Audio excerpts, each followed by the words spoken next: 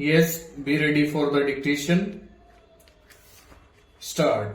It is further contended that the concept of parliamentary privilege is enshrined under Article 105 of the Constitution, which guarantees freedom of speech within the House during the course of the proceedings of the House, and the said freedom has been conferred to ensure that the members of Parliament express themselves freely in Parliament without fear of any impediment of inviting any civil or criminal proceedings. Stop. The initial part of clause bracket 2 of Article 105 confers inter alia immunity to the members of Parliament from civil and criminal proceedings before any court in respect of anything said or any vote given by members of Parliament in the Parliament or any committee thereof. Stanza.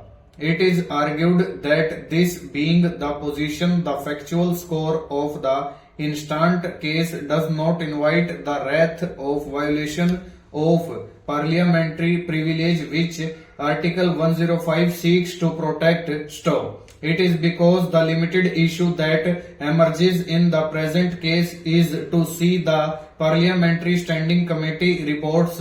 Stop. Thus, looking at the report for arriving at the truth by the court in its expansive jurisdiction under Article 32 of the Constitution remotely touches the concept of privilege under Article 105 of the Constitution. Stop. It is further canvassed that the facts that have been arrived at by the Parliamentary Committee are of immense assistance for the adjudication of the controversy in question, and in such a situation it is crystal clear that the purpose of the petitioners is not to file a civil or criminal case against any member of the Parliament or any member of the Standing Committee. Stop. Therefore, the violation of parliamentary privilege does not arise. Stanza. Learned counsel for the petitioners would contend that this court is neither called upon to comment expressly or otherwise on the report, nor a writ of mandamus has been sought for enforcement of the recommendations in the report. Stop. It is brought on record so that the court can look at the facts stated therein and arrive at a just conclusion in support of other facts. Stanza. Both the facets of the arguments advanced by the learned counsel appearing for the petitioners have been seriously opposed by Mr. K. Venugopal, learned Attorney General for India, Mr.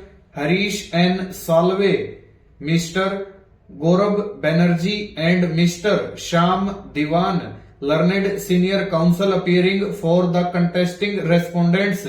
Stop. Their basic propositions are grounded first on constitutional provisions which prescribe the privilege of the Parliament and how the report of APSC is not amenable to contest, and the limited reliance that has been placed by this court on the report of PSC and or the speech of a minister on the floor of the legislature only to understand the provisions of a statute in certain context, and second, the limited interpretation that is required to be placed on the words judicial notice as used in section 57 bracket 4 of the Evidence Act, regard being had to the context. Stop. It is urged by them that allowing contest and criticism of the report would definitely create a stir in the constitutional balance.